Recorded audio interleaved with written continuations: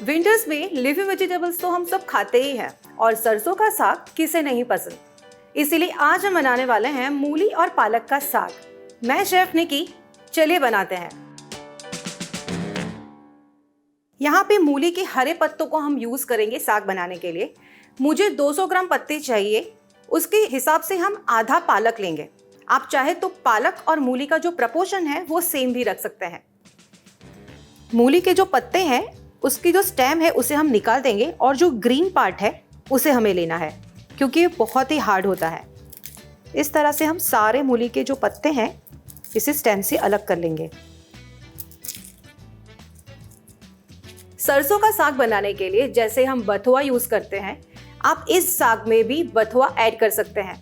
अब इसको पकाने के लिए सबसे पहले हम लेंगे प्रेशर कुकर। यहाँ पे 200 ग्राम मूली के पत्ते लिए हैं। इसके साथ इसकी आधी क्वांटिटी में जाएगा पालक। आप चाहे तो मूली के पत्तों को चॉप भी कर सकते हैं।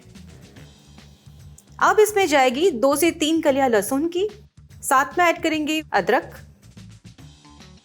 और 1 हरी मिर्च। ऐड करेंगे 1/4 कप पानी। अब प्रेशर कुकर को करेंगे बंद और 3 विसल आने तक अच्छे से पका लेंगे।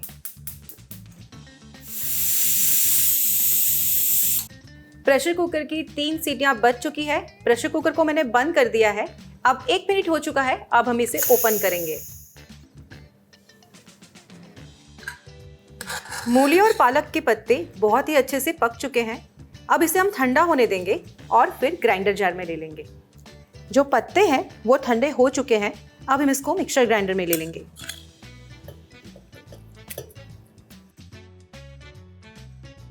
अब इसमें ऐड करेंगे 1/4 कप मक्के का आटा।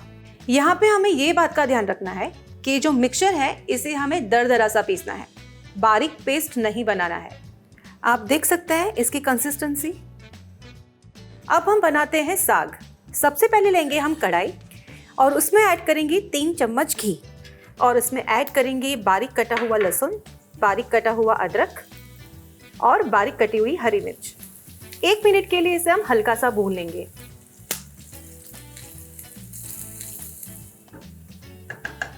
अब इसमें ऐड करेंगे 1 बारीक कटा हुआ प्याज। इसे हम गोल्डन ब्राउन होने तक अच्छे से पका लेंगे।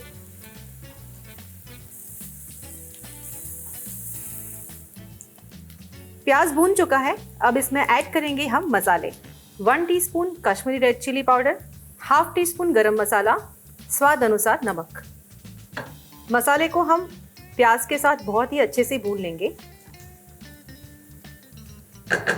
ऐड करेंगे 2 बारीक कटे हुए टमाटर। पैन को कवर करेंगे और टमाटर के गल जाने तक पका लेंगे।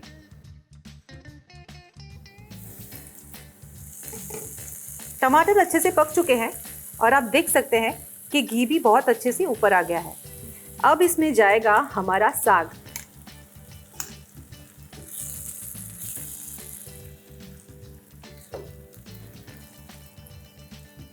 अब इसमें हम थोड़ा सा पानी ऐड करेंगे और मिक्सचर को 10 से 15 मिनट के लिए धीमी आंच पे पकने के लिए छोड़ देंगे।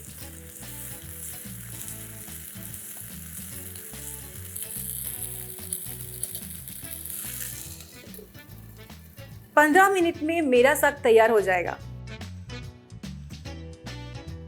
अब इसे हम सर्व करेंगे मक्खन और पराठे के साथ।